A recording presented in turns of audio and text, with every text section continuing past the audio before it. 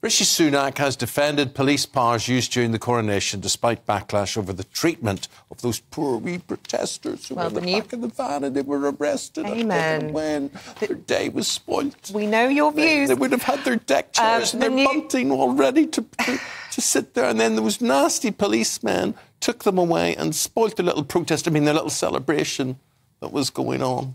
The new Public Order Act allows officers to stop and search anyone on suspicion of planning to cause disruption. So let's speak to former Met Police Detective Jon Taylor. Those are Eamonn's views. What are your views on the, first of all, arrest of specifically the 6 that hadn't done anything and didn't have anything pertaining to arrest on them? Hadn't done anything yet. Yes. Very interesting point. And then the apology from the Metropolitan Police. Yes, morning Isabel, morning Eamon. I'm pretty similar in many ways, and it was nice to see Commissioner Rowley come out and say it was unfortunate. That's his word, and I sort of agree with it, because when you start to look at the new powers that were put in place, they were actually used very effectively and very correctly. And what a lot of people will be upset about, or especially the protesters, is that they weren't given the chance to protest. Well, a lot were. And, of course, the information came into the police that there may be some who were looking to disrupt far more than just peacefully demonstrate. So the powers are put in place because of the information that came in about possibly fake stewards that were carrying paint or rape alarms to cause that disruption. And that's exactly what the bill is meant to put in place, to make sure this type of disruption that we've seen in the past on the M25, at the Grand National, and all the other events, this is what we wanted to stop, and it's exactly what the police did. And I think it was a very successful police operation. Except they're now going to have to go cap in hand and kiss everybody's feet and say, we were very bad and we shouldn't have done that. And there seems to be this whole, John, this campaign brewing to say these poor protesters, but they weren't protesters, these poor celebratory people who'd come into London. I don't care what their views were. They have a right to express their views, because we live in a free country and we believe in free speech. Otherwise, we'll be under Xi Jinping. Why do we care? Why do we care how they were treated? Because I don't want to live in a dictatorship, and I want to be able to speak out against someone I disagree with. Your little son was sitting there in the crowd. If they had have spread mace on a horse or set off an alarm and a horse trampled into the crowd or whatever, I suspect your view would be totally different. Do I want free speech curtailed so my son can have a nice day out? No. Do you know what? Couldn't care less. Who wakes up in the morning? John, here's my point. Who wakes up in the morning of all the things, maybe I can't pay my food bill, maybe my electricity's gone off, I might have a flat tyre in my car, whatever, but I'll be thinking, the monarchy, it shouldn't exist.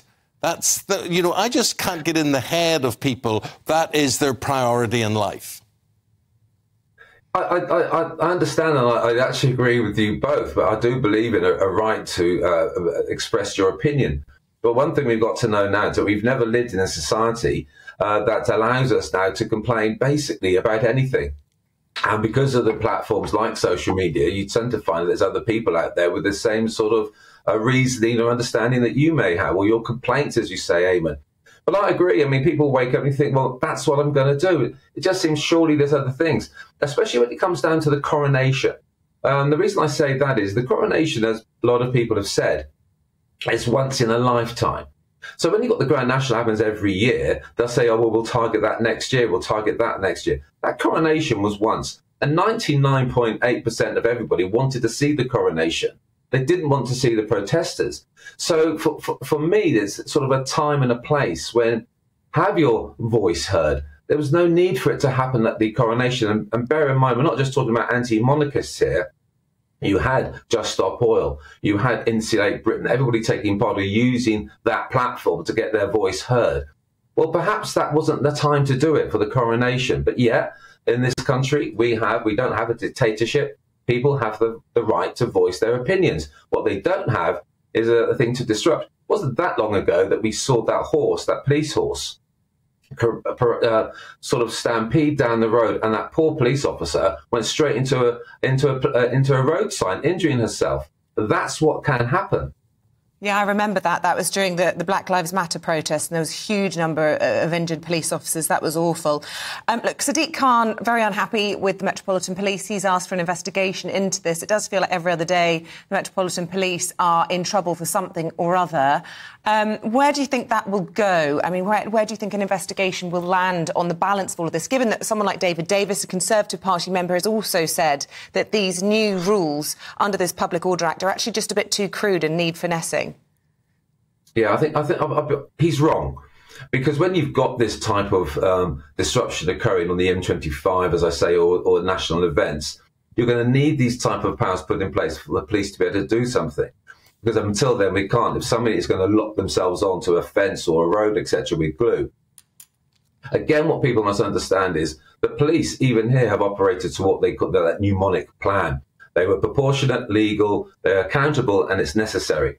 The police are used to this. The police are used to scrutiny. The police are used to being criticised the whole time.